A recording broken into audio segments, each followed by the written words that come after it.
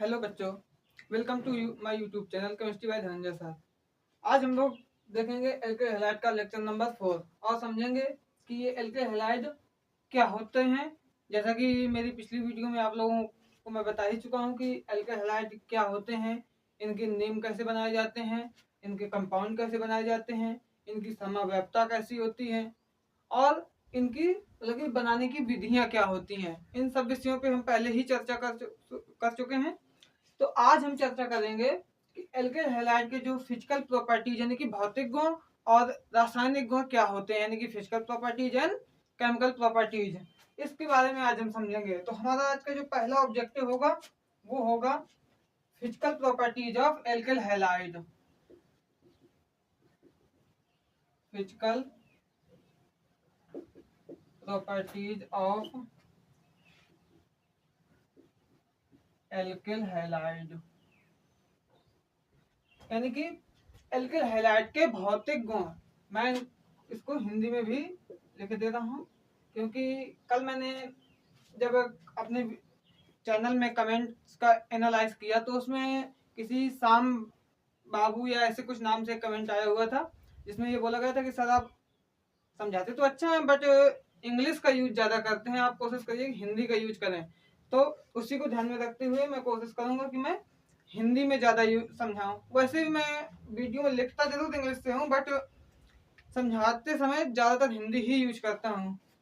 तो यहाँ पे मैं कोशिश करूंगा कि हिंदी में भी लिख दिया करूँ ताकि दोनों मीडियम के जो बच्चे हैं उनको कोई दिक्कत ना हो। ये ना हो कि केवल हिंदी मीडियम के ही बच्चे समझ सकें मेरी वीडियो से या फिर केवल इंग्लिश मीडियम के ही बच्चे समझ सकें।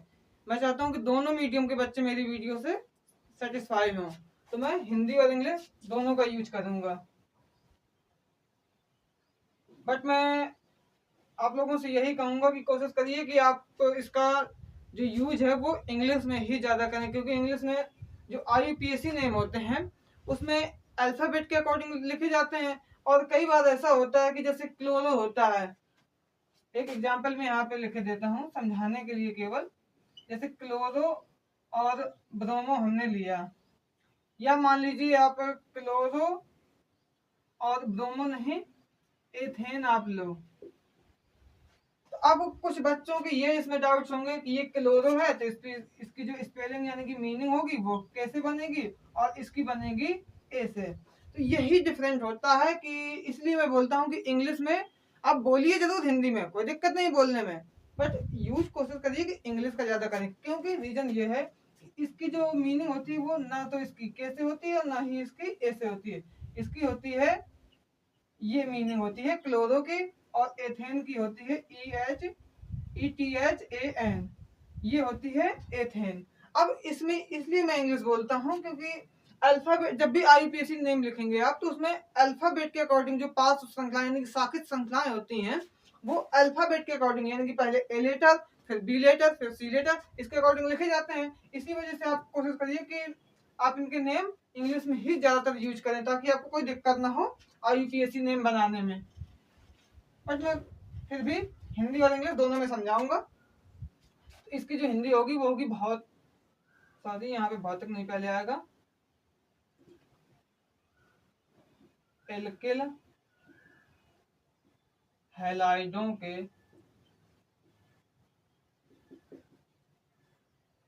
भौतिक गुण, ये होगी इसकी हेडिंग।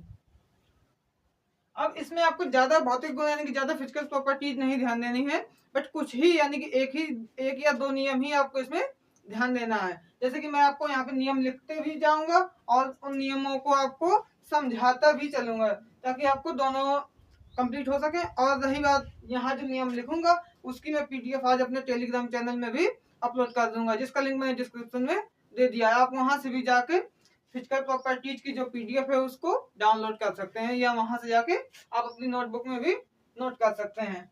जो पहला नियम है, पहला नियम में मैं आपको पूरा एक साथ नहीं लिखूंगा, धीरे धीरे एक एक लाइन यानी कि एक एक सेंटेंस लिखूंगा और उसको समझाता भी चलूंगा। जो पहला नियम है वो है निम्न एल्किल हैलाइड, निम्न एल्किल हैलाइड साधारण ताप पर गैस है। निम्न एल्किल हैलाइड साधारण ताप पर गैस हैं। अब इस शब्द का मतलब ये है कि जो निम्न एल्किल हैलाइड, निम्न में आपको क्या लेना, स्टार्टिंग के लगभग 4 या 5 एल्किल हैलाइड। 4 या 5 कैसे कि जो सी की काउंटिंग होती है, वो सी की काउंटिंग आपको C1 से C10 तक मैंने बताया था, बट ये C10 तक ही नहीं होती। मैं पहले भी बोल चुका हूँ कि C10 तक नहीं होती और इससे भी अधिक होती है। इसकी कोई लिमिट नहीं है अभी तक सामने आई कि ये कहाँ तक इसमें सी की काउंटिंग हो सकती है। इसलिए आपको ये 10वीं तक बताए जाते हैं, क्योंकि ज्यादातर यूज जो है 10वीं तक का होता है। इसमें जो निम्न शब्द आया हुआ है, निम्न शब्द का मतलब आपको स्टार्टिंग के 4 या 5 जो एल्किल हैलाइड है, C1 से लेके C5 तक मान सकते हैं आप। तो वहां तक के जो एल्किल हैलाइड यानी कि जो निम्न कैटेगरी यानी कि छोटे वाले एल्किल हैलाइड हैं, उनको यदि साधारण तापमान, साधारण का मतलब जो इस टाइम मान लो कि जिस आप वातावरण में सर्वाइव कर रहे हैं, उस वातावरण से, उस एनवायरमेंट से आपको देखना है, वही आप जो साधारण तापमान होता है वही एक साधारण तापमान होता है, जो कि प्रकृति में पाया जाता है। एनवायरमेंट में जो टेम्परेचर होता है वही क्या होता है, साधारण ताप। जैसे कि मान लो मैं इस टाइम पे यहाँ पे हूँ, यहाँ का जो एक टेम्परेचर है वो एक साधारण टेम्परेचर है, और इसी टेम्परेचर पर जो निम्न एल्किल हैलाइड होते हैं, मान सकते हैं हम C1 से लेकर C5 तक मान सकते हैं, बट मैं कंफर्म नहीं कर रहा हूँ। इसमें आप मान सकते हैं कि निम्न का मतलब यही होता है कि स्टार्टिंग के कुछ एल्किल हैलाइड। तो आपको क्या इसमें क्या है कि जो साधारण था, मान लीजिए कि ये जो इन्वायरमेंट है यानी कि ये जो वातावरण है, इसमें यदि हम स्टार्टिंग के कुछ एल्किल हैलाइड को रख दें तो वो कौन सी अवस्था में होंगे, गैसीय अवस्था में ही रहेंगे। क्योंकि इसका मतलब यही है कि जो निम्न एल्किल हैलाइड है वो साधारण ताप पर क्या होते हैं, गैस होते हैं। इसके बाद इसी में आगे एक और लाइन ऐड करनी है, कार्बन 18। कार्बन 18 का मतलब C18। जैसे C1 से लेकर C10 होता है, ऐसे C18 यानी कि निम्न के बाद के जो तत्व हैं वहां से लेकर C18 तक के जो कंपाउंड है, यानी कि कार्बन 18 तक के जो कंपाउंड है वो सभी एल्किल हैलाइड क्या हैं, द्रव होते हैं। तो हम ये लिख सकते हैं कि कार्बन 18 तक के सभी एल्किल हैलाइड द्रव हैं। हम ये लिख सकते हैं कि कार्बन 18 मैंने ये तो बता दिया निम्न एल्किल हैलाइड यानी कि लगभग C1 से लेकर C5 तक, और इसके बाद C18 तक के जो एल्किल हैलाइड होते हैं वो कौन सी फॉर्म में होते हैं, लिक्विड फॉर्म में होते हैं। टेम्परेचर आपको सभी में साधारण ही लेना है। साधारण टेम्परेचर मतलब कि जो एक ह्यूमन बॉडी का जो टेम्परेचर होता है, ह्यूमन बॉडी का जो टेम्परेचर यानी कि मानव शरीर का जो टेम्परेचर यानी तापमान होता है वो लगभग साधारण तापमान कितना होता है, 36 डिग्री सेल्सियस होता है। 36 यानी कि इतना होता है जो एक स्वस्थ मनुष्य के शरीर का तापमान होता है। तो यही, इसी को हमें साधारण तापमान लेना है, क्योंकि यही एक साधारण तापमान, इसी को एक साधारण की कैटेगरी में रखा गया है।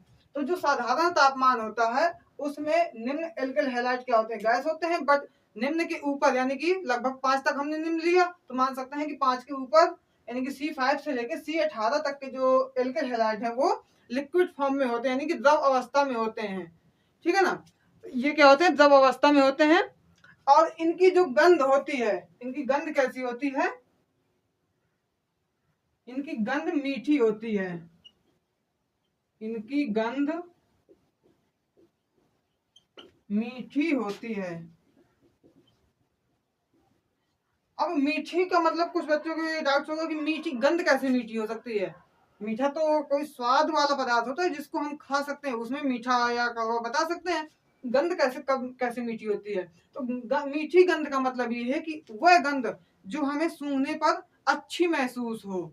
जैसे कि आप किसी फूल की गंध सूंघते हैं, गुलाब मान लीजिए, इसके अलावा और भी कई प्रकार के, या इत्र मान लीजिए, जो सेंट होते हैं, स्प्रे होते हैं, परफ्यूम्स होते हैं, इनकी भी गंध कैसी होती है, मीठी। मीठी का मतलब जो गंध हमें अपनी ओर आकर्षित करे, ये गंध हमें अच्छी लग रही, हम और इस गंध को सूंघे मतलब, तो ऐसी गंध जो हमें अपनी ओर आकर्षित करे उस गंध को क्या बोलते हैं, मीठी गंध।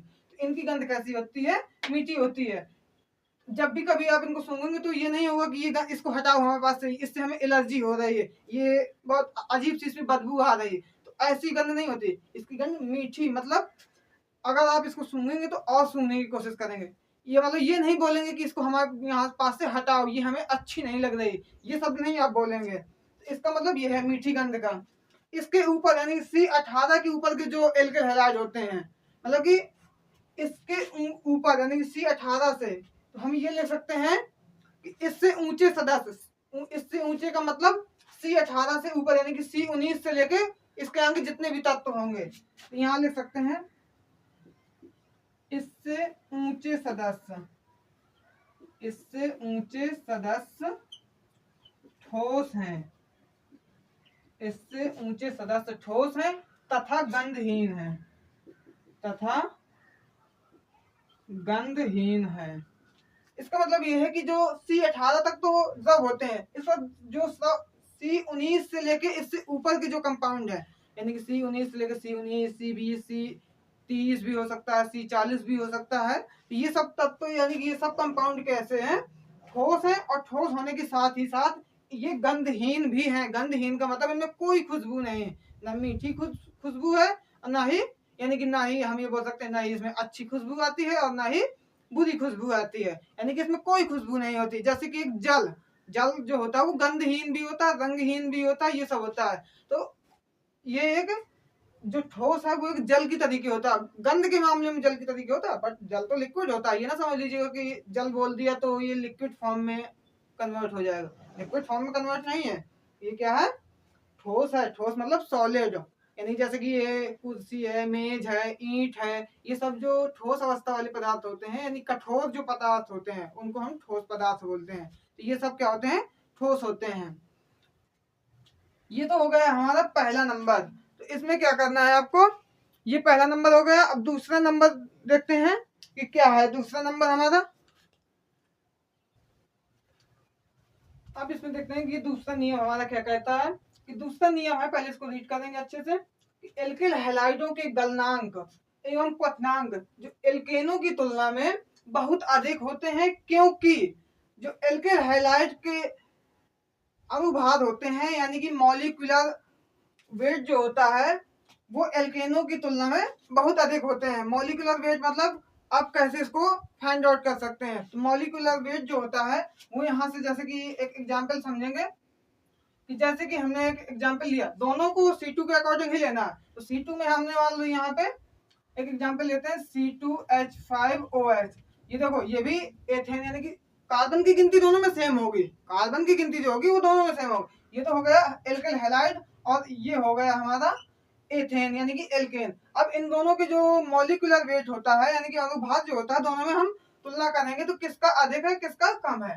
तो कैसे निकालते हैं मॉलिक्यूलर वेट जो होता है, तो इसमें जो मॉलिक्यूल्स होते हैं, तो मॉलिक्यूल्स इसमें कौन कौन से हैं, जैसे कि एक C यानी कार्बन मॉलिक्यूल्स है, H के 6 मॉलिक्यूल्स हैं, एक O भी है, और इस टाइप से हम इनके मॉलिक्यूल्स निकालेंगे। तो इनका कैसे निकालेंगे मॉलिक्यूलर वेट, जो C का यानी जो कार्बन का मॉलिक्यूलर वेट होता है यानी कि परमाणु भार होता है, वो क्या होता है यानी कि ऑटोमिक वेट बोल सकते हैं यहाँ पे इसका। तो जो कार्बन का ऑटोमिक वेट होता है वो होता है कितना, जैसे कि नहीं आपको याद है तो कार्बन का आपको ऑटोमिक नंबर याद होना चाहिए। तो जो कार्बन का ऑटोमिक नंबर होता है वो होता है 6, यानी कार्बन का जो ऑटोमिक नंबर है वो 6 होता है। जैसे कि यहाँ पे मैं लिख रहा हूँ, जो कार्बन का ऑटोमिक नंबर ये इस टाइप से होता है, और इसका मॉलिक्यूलर वेट जो होता है वो 12 होता है। इसके बाद हाइड्रोजन, हाइड्रोजन में दोनों सेम होते हैं यानी कि ऑटोमिक नंबर एंड मॉलिक्यूलर जो वेट होता है दोनों वो सेम होते हैं। इसके बाद यहाँ पे O है, तो O का जो ऑटोमिक नंबर होता है वो 8 होता है और इसका मॉलिक्यूलर वेट 16 यानी कि 16 होता है। अब इससे आपको काउंट करना है दोनों के मॉलिक्यूलर वेट यानी कि दोनों के परमाणु भार या अणु भार भी बोल सकते हैं। तो दोनों को कैसे काउंट करेंगे देखते हैं। अब यहाँ पे कैसे निकालेंगे दोनों के मॉलिक्यूलर वेट, मैं दोनों को थोड़ी गैप डिस्टेंस में लिखता हूँ। इसको चलो इरेज कर देते हैं क्योंकि इसका तो काम है नहीं, इसको इरेज कर देंगे ताकि आपको अच्छे से यहाँ पे मैं समझा दूंगी इसको।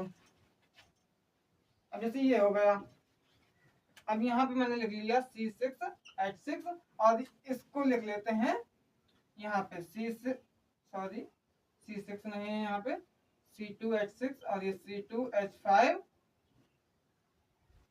Cl लेना था। यहाँ पे Cl Br कुछ भी, यहाँ पे O नहीं लेंगे क्योंकि O नहीं है, यहाँ पे है Cl। और Cl का जो ऑटोमिक नंबर होता है वो 17 और मॉलिक्यूलर वेट जो होता है वो 35.5 यानी कि 35.5 होता है। तो अब इसको निकालेंगे। यहाँ पे देखते हैं कि कार्बन यहाँ पे कितने हैं, 2 कार्बन है। एक कार्बन का होता है 12 तो 2 कार्बन का हो जाएगा 24 प्लस यहाँ पे H कितने हैं, 5। एक H का 1 होता है तो 5 का 5। अब इसके बाद एक Cl है तो Cl का होता है 35.5। इन सबको ऐड करेंगे तो कितना हो जाएगा, 5 5 10 10 4 14.5 बाद यहाँ बना ही रहेगा, 14 हो जाएगा, एक हासिल हो जाएगी इसमें, 3 2 5 1 6। इसका मॉलिक्यूलर वेट कितना आया, 64.5। अब इसका देखते हैं, इसका कितना आएगा, यहाँ पे C की संख्या 2 है, एक C का होता है 12 तो 2 का हो जाएगा 24 प्लस एक H का होता है 1, 6 का हो जाएगा 6 तो 24 प्लस 6 बराबर 30। अब देखिए इसका 30 है और इसका 64.5। यही बात इसमें बोली गई है, अधिक नहीं बोला गया। अधिक का मतलब लगभग 2 या 3 पॉइंट अधिक या 10 पॉइंट। अब यहाँ पे क्या बोला गया, बहुत अधिक होते हैं। बहुत अधिक के होते हैं क्योंकि RX यानी कि एल्किल हैलाइड के जो मॉलिक्यूलर वेट यानी कि अनुभाग जो होते हैं वो एल्केनों की तुलना में बहुत अधिक, क्या बोला गया है यहाँ पे एक शब्द लिया गया है, क्या, बहुत अधिक। अब बहुत अधिक का मतलब तो सब लोग समझते हैं कि बहुत अधिक वहीं यूज किया जाता है जहां पे 2 गुना या 3 गुना की बात की जाए, वहीं पे बहुत शब्द अधिक यूज किया जाता है। यानी बहुत अधिक का जो शब्द होता है वहीं पे यूज किया जाता है जहां 2 गुना या 3 गुना की बात की जाती है। तो इसमें क्या है कि 2 गुना वाली संख्या है लगभग यहाँ पे, क्योंकि जो एल्केन है वो क्या 30 है और इसका है एल्केन हैलाइड का जो है उसका है लगभग 30 से 2 गुना ही है कि 30 दूनी 60 होता है, 60 से अधिक है या 60 के आसपास मान सकते हैं, तो लगभग 2 गुना है। इसलिए यहाँ पे बहुत अधिक शब्द यूज किया गया है। तो सिर्फ इसी वजह से इसमें क्या होते हैं, जो एल्केन होता है, एल्केन के जो गलनांक और क्वथनांक होते हैं, अगर मान लेते हैं कि एक एग्जाम्पल के थ्रू मानते हैं, यदि मान लो ये जो एग्जाम्पल यानी कि हमने एल्केन लिया है, इसका एल्केन का जो गलनांक है, गलनांक यानी कि जो मेल्टिंग पॉइंट होता है, तो वो मेल्टिंग पॉइंट जो है मान लो कि 25 है, यानी कि 25 में कोई ये जो कंपाउंड है ये क्या हो जाता है, जमने लग यानी कि पिघलने लगता है। गलनांक का मतलब होता है किसी गलनांक का मतलब होता है ठोस अवस्था से द्रव अवस्था में परिवर्तित होना। यदि कोई पदार्थ ठोस अवस्था से द्रव अवस्था में परिवर्तित होता है तो उस क्रिया को हम क्या बोलते हैं, गलनांक बोलते हैं, गलनांक। अब यहाँ पे गलनांक में एक शब्द निकल रहा है, जैसे हमने यहाँ पे गलनांक लिखा, तो गलनांक में यदि आप इस का को हटा दें तो यहाँ पे एक शब्द बन रहा है गलना। गलना का मतलब क्या होता है, पिघलना। और पिघलता कौन है, जो ठोस होता है, जैसे कि बर्फ, बर्फ क्या होता है, ठोस होती है। अब बर्फ मान लो, अगर हमारी बर्फ, हमने यहाँ पे बर्फ की स्लाइड ली, अब बर्फ को धूप में रख दिया तो बर्फ धीरे धीरे क्या होगी, गलने लगेगी, यानी कि पिघलने लगती है। और जब वो पिघलेगी तो किस अवस्था में बदलेगी, द्रव अवस्था, यानी कि जल के रूप में कन्वर्टेड होगी। तो यहाँ पे क्या है, गलनांक। गलनांक का मतलब पिघलने से होता है। तो मान लो अगर यहाँ पे एल्केन का हमने गलनांक कितना लिया, 25 लिया, तो जो इसका गलनांक होगा वो इससे लगभग 2 गुना होगा, यानी कि 50 प्लस जाएगा। तो यही इसमें बोला गया कि एल्किल हैलाइडों के जो गलनांक एवं क्वथनांक, और ये क्वथनांक क्या होता है, क्वथनांक होता है द्रव अवस्था से। अब ये इसी में समझते हैं, यदि कोई वस्तु ठोस से द्रव में बदले तो गलनांक है, और द्रव से अगर गैस में बदल जाए तो वो क्या है, क्वथनांक। जैसे कि आपने पानी लिया, पानी को आप गर्म करिए, तो कब तक आपको गर्म करना है कि जब तक वो भाप ना बन जाए, यानी कि गैस ना बन जाए। तो कितना गर्म करेंगे, सभी को ये पता होता है कि जो जल का क्वथनांक होता है वो 100 डिग्री सेल्सियस होता है, यानी कि 100 डिग्री पे जल उबलने लगता है, यानी कि भाप में कन्वर्ट होने लगता है। तो वही चीज है कि जो एल्किल हैलाइडों के गलनांक एवं क्वथनांक है वो किसकी तुलना में, एल्केनों की, यानी कि जो इनके जो गलनांक एवं क्वथनांक है वो इसकी तुलना में बहुत अधिक होते हैं। क्योंकि इसका रीजन क्या है, क्योंकि इसका जो मॉलिक्यूलर वेट यानी कि अणुभार जो है वो इसकी तुलना में बहुत अधिक होते हैं। यानी कि अगर इसका मॉलिक्यूलर वेट 30 है तो इसका 64.5, यानी कि दोगुने के लगभग बराबर होते हैं, 2 गुना या 3 गुना के लगभग बराबर बोल सकते हैं। अब देखते हैं इसका रूल नंबर तीसरा, यानी कि तीसरे नंबर पे, तीसरे पॉइंट पे चर्चा करेंगे। जो एल्किल हैलाइड के भौतिक गुण अभी तक मैं बताया मैंने, 2 नंबर मैंने बता दिए। अब तीसरे नंबर के बारे में देखते हैं कि तीसरा नंबर क्या इसमें कहता है। जो तीसरा नंबर होता है उस तीसरे नंबर में बताया गया है कि ये जो एल्किल हैलाइड होते हैं जल में लगभग अविलेय, अविलेय का मतलब घुलनशील नहीं होते हैं। अगर घुलेंगे भी तो बहुत दिक्कत में घुलेंगे, यानी कि बहुत ज्यादा जब आप परिश्रम करेंगे, बहुत ज्यादा जब मेहनत करेंगे, हो सकता है आप उसका टेम्परेचर कम करें या अधिक करें, तब कहीं तक हो सकता है, कंफर्म नहीं कि घुल जाए, हो सकता है कि घुल जाए। इसलिए उसको बोला गया है कि ये जितने भी एल्किल हैलाइड होते हैं ये जल में लगभग क्या होते हैं, लगभग बोला गया, कंफर्म इसमें भी नहीं देखो बोला गया, लगभग क्या है, अविलेय, मतलब कि लगभग घुलनशील नहीं होते हैं, परंतु कार्बनिक विलायकों में घुलनशील होते हैं। कार्बनिक विलायक क्या होते हैं, जैसे कि एल्कोहल जो होता है, ईथर होता है, मतलब कि ऐसे कार्बनिक विलायक जो लिक्विड फॉर्म में हो। जैसे कि एल्कोहल तो सब कोई जानता है कि लिक्विड फॉर्म में ही एल्कोहल आता है। तो इसमें क्या है कि एल्कोहल जो मतलब कि जो कार्ब इसमें एल्किल हैलाइड हैं वो एल्कोहलों में या किसी भी कार्बनिक विलायक में विलय होते हैं, यानी कि 100% उसमें घुल जाएंगे। और जल में नहीं घुलेंगे, अगर मान लो घुलते भी हैं तो 1% या 2%, ज्यादा से ज्यादा 10% घुलेंगे, क्योंकि इसमें लगभग बोला गया है। ना ये बोला गया है कि बिल्कुल घुलनशील नहीं है, और ना ये भी बोला गया है कि ये घुलनशील है। लगभग का मतलब इसमें दोनों पॉसिबिलिटी है, थोड़ी बहुत हो सकता है घुल भी जाए, थोड़ा बहुत 2-4%, या बिल्कुल ना घुले, ये भी है। तो ये तो हो गए इसके फिजिकल प्रॉपर्टीज। अब चर्चा करेंगे हम इसके केमिकल प्रॉपर्टीज में।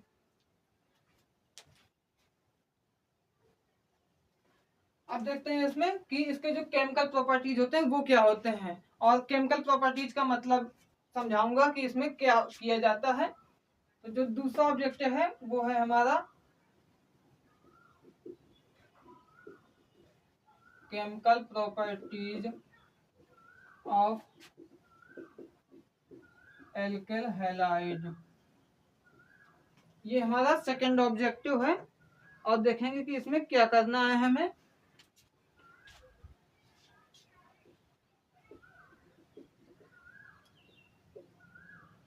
एल्किल हैलाइडों के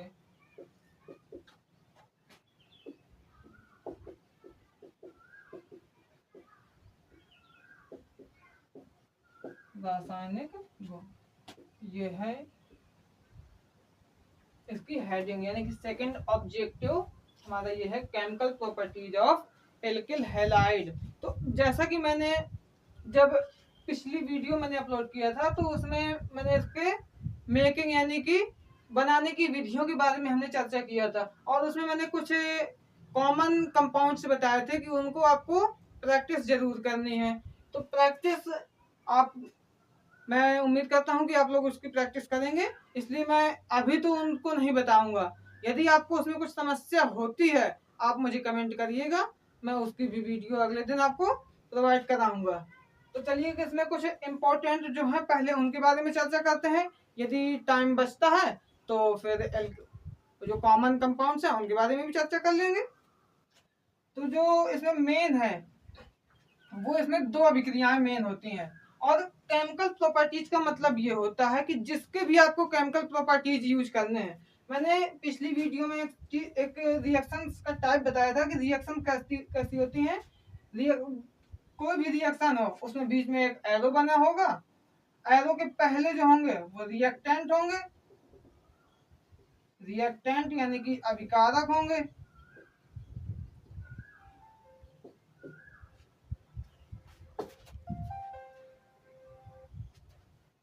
पहले क्या होंगे, अभिकारक होंगे, और बाद में क्या होगा, प्रोडक्ट यानी कि उत्पाद होंगे। तो अब इसमें क्या करना है कि अभी तक बनाने की विधियां जब उसमें लिखते थे तो जिसकी यानी कि जो मेन हेडिंग होती थी, जैसे कि उसमें थे कि एल्किल हैलाइडों के बनाने की विधियां, तो उसमें एल्किल हैलाइडों को आपको कहाँ बनाना होता था, प्रोडक्ट के रूप में यूज करना था, यानी कि उस कंपाउंड को जिसकी आप मेन हेडिंग बनाए हैं उस कंपाउंड को आपको कहाँ लाना होता था, प्रोडक्ट के रूप में लाते थे। बट इसमें उल्टा होता है। इसमें क्या होता है कि जब भी आप किसी कंपाउंड के रासायनिक गुण यानी कि केमिकल प्रॉपर्टीज लिखेंगे तो उस कंपाउंड को आपको रिएक्टेंट के रूप में यूज करना है। अब जैसे कि एल्किल हैलाइड की हम फिजिकल यानी केमिकल प्रॉपर्टीज लिख रहे हैं, तो जो एल्किल हैलाइड होगा वो हमारा कहाँ यूज होगा, रिएक्टेंट यानी कि अभिकारक के रूप में यूज करेंगे, यानी कि एल्केल हैलाइड यहाँ पे यूज करना अब कंपलसरी हो गया, यानी कि जो केमिकल प्रॉपर्टीज जब भी आप लिखेंगे तो एल्केल हैलाइड को कहाँ लिखेंगे, रिएक्टेंट के रूप में ही आपको लिखना है। चलिए देखते हैं इसमें कौन कौन सी रिएक्शंस मेन होती हैं, यानी कि जो एग्जाम में जिनके आने के चांसेस ज्यादा होते हैं। तो पहली हेडिंग है, यानी कि पहली रिएक्शंस है वोल्टेज अभिक्रिया, ये पहली हेडिंग है। और दूसरी, पहले इसको समझते हैं, इसके बाद फिर दूसरी हेडिंग, जो दूसरी, और ये क्या है इंपॉर्टेंट है, इसको आपको याद रखना है। ये 2 नंबर की रिएक्शंस आया करती हैं बोर्ड एग्जाम में, जब भी आप 12th का एग्जाम देने जाएंगे तो उसमें आपको ये 2 नंबर की, जरूरी नहीं कि यही यार, बट 2 या 3 रिएक्शंस 100% आती है, कोई भी आ सकती है। तो देखते हैं, अब जैसे कि मान लेते हैं यहाँ पे हमने वोल्टेज अभिक्रिया करानी है, तो पहला जो कंपाउंड होगा, वोल्टेज अभिक्रिया 2 कंपाउंड तो लेना कंपलसरी है, क्योंकि एक कंपाउंड भी कर सकते हैं, बट वोल्टेज एक कंपाउंड तब करेंगे जब भी कभी अपघटन वाली बात आए। अपघटन का मतलब होता है एक कंपाउंड को एक से अधिक कंपाउंडों में विभाजित करना। तो जब भी कभी अपघटन की बात आए तो अपघटन में आपको केवल रिएक्टेंट एक ही कंपाउंड आपको यूज करना, रिएक्टेंट यानी कि अभिकारक में। अब इसमें क्या है, अपघटन तो है नहीं, ये वोल्टेज अभिक्रिया है, तो वोल्टेज अभिक्रिया में कम से कम 2 कंपाउंड होंगे, 2 से अधिक भी हो सकते हैं, वो देखा जाएगा। उसमें जो पहला कंपाउंड होगा वो आपको एल्केल हैलाइड लेना ही लेना है। तो कैसे बनाएंगे, हमने एक एल्केल हैलाइड लिया यहाँ पे C2H5Cl।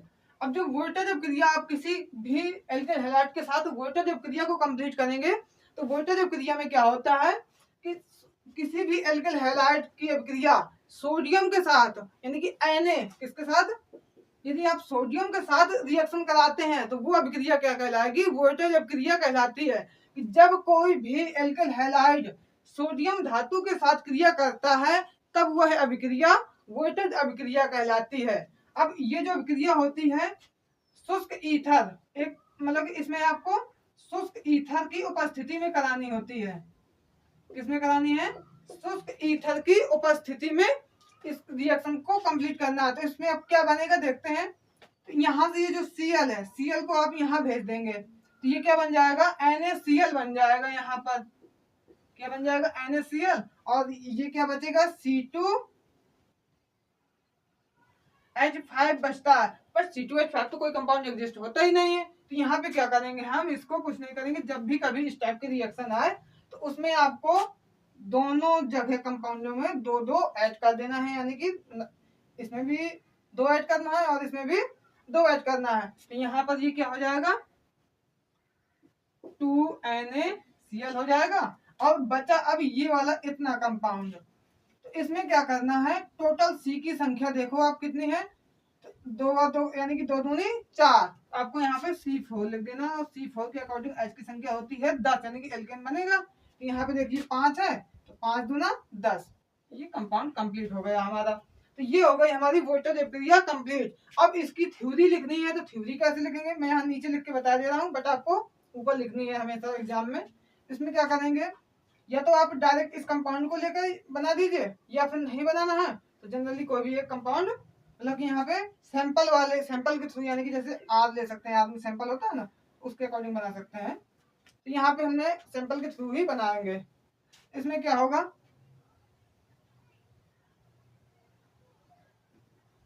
वह अभिक्रिया नहीं बोलेंगे, इसमें एल्केन बोलते हैं, एल्केन नहीं, एल्केल हैलाइड लेना है, एल्केल हैलाइड, और यहाँ पे क्या हो जाएगा, सोडियम, एल्केल हैलाइड और सोडियम धातु की अभिक्रिया शुष्क ईथर की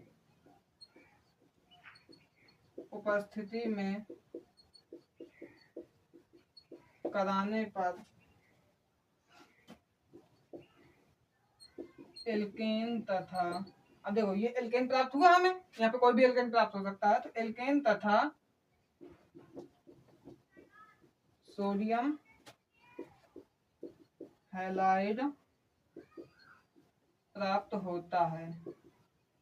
अब यहाँ पे क्लोराइड नहीं लिखेंगे, क्योंकि क्लोराइड की जगह हो सकता है कि कोई कोई बच्चा यहाँ पे बी आदि यूज कर ले, या आई यूज कर ले, या एफ यूज कर ले, तो हमें उसके अकॉर्डिंग यहाँ पे हम हैलाइड लिख देंगे। और आप जो भी आप यहाँ पे तत्व यूज करें, जो भी हेलोजन यूज करें, उसके अकॉर्डिंग यहाँ पे आप चेंज कर सकते हैं कि क्या यूज करना है आपको यहाँ पे। तो इस टाइप से आप इसकी थ्योरी भी लिख सकते हैं। अब देखते हैं अगला एग्जाम्पल, यानी कि अगली अभिक्रिया क्या है। इस टाइप से आपको क्या करना है, कुछ प्रैक्टिस इसमें जरूर करनी है। अब जो अगली अभिक्रिया है वो भी इम्पोर्टेंट है, और जो अभिक्रिया का नेम है वो है फ्रैंकलैंड अभिक्रिया।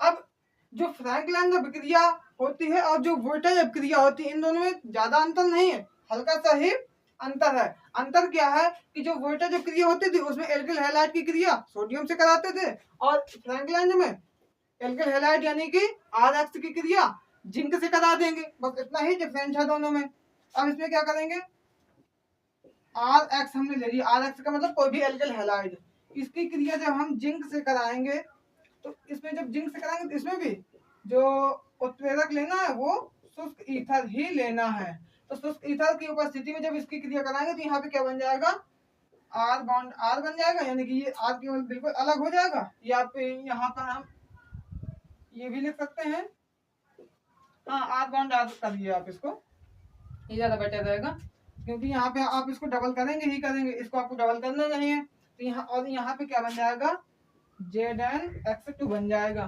तो ये आपका कंपाउंड बनेगा, क्योंकि ये जो X है वो X यहाँ पे लग जाएगा, और Z की जो बैलेंसी होती है वो 2+ होती है, और इसकी होती है 1 नेगेटिव। तो यहाँ पे आपको इसको बैलेंस करने के लिए, इक्वल करने के लिए इसको भी डबल करना होगा, यानी कि X2 लगाएंगे तभी ये क्या होगी, इस दोनों की बैलेंसी इक्वल होगी, यानी कि उदासीन, तभी कंपाउंड उदासीन हो पाएंगे। अब क्या होगा, ये तो हो गई हमारी रिएक्शन कंप्लीट। आपको इसमें रिएक्शन बनानी है तो R की जगह आप यहाँ पे कोई भी कंपाउंड यूज कर सकते हैं, जैसे कि 2C2H5, यहाँ पे Cl यूज कर लिया, प्लस जिंक शुष्क ईथर, और यहाँ पे क्या हो जाएगा C2H5 बॉन्ड C2H5, इसी को 2 बार लिखना है, यानी कि ये जो ये वाला कंपाउंड है इसी को 2 बार इस टाइप से लिख देना है, और प्लस ZnCl2। ये हो जाएगा हमारा C4H10। जब इसको कंपाउंड सिंगल कंपाउंड के रूप में लिखेंगे ये हो जाएगा C4H10 हो जाएगा, और ये हो जाएगा जिंक डाइक्लोराइड। आप इसकी अभिक्रिया भी यानी कि इसकी थ्योरी लिख सकते हैं कि एल्केन और जिंक की अभिक्रिया शुष्क ईथर की उपस्थिति में कराने पर एल्केन तथा जिंक डाई हैलाइड प्राप्त होता है, और इस अभिक्रिया को फ्रैंकलैंड अभिक्रिया कहते हैं। हो गई रिएक्शन कंप्लीट। तो कोई भी रिएक्शन आपको बस थोड़ी ध्यान से समझना है, बहुत ही आसान होती है, आप कोई भी रिएक्शन बना सकते हैं। इस टाइप से आपको रिएक्शन बनानी है। आज की वीडियो हमारी यहीं तक, मिलते हैं अपनी नई वीडियो में कुछ और नई रिएक्शंस को लेकर, क्योंकि आज मैंने 2 रिएक्शन बताए, अगली वीडियो में बताऊंगा कुछ और स्पेशल रिएक्शंस, क्योंकि यदि और भी रिएक्शन बताएंगे तो फिर वीडियो ज़्यादा लंबी हो जाएगी। इससे क्या होगा कि स्टूडेंट को यही होता है कि वीडियो बहुत ज़्यादा लंबी है, बहुत ज़्यादा लेंथी हो जाएगी, उसको इसके पढ़ के देखने लगता है। तो ज़्यादा वीडियो लंबी नहीं अपलोड करनी है, ज़्यादा से ज़्यादा 30 मिनट या 40 मिनट की ही वीडियो अपलोड करनी है। तो आज की वीडियो यहीं तक, मिलते हैं नई वीडियो में कुछ और अभिक्रियाओं को लेकर। तो यदि मेरी वीडियो ये पसंद आई हो तो मेरे चैनल को लाइक करें, शेयर करें एंड सब्सक्राइब करें। धन्यवाद।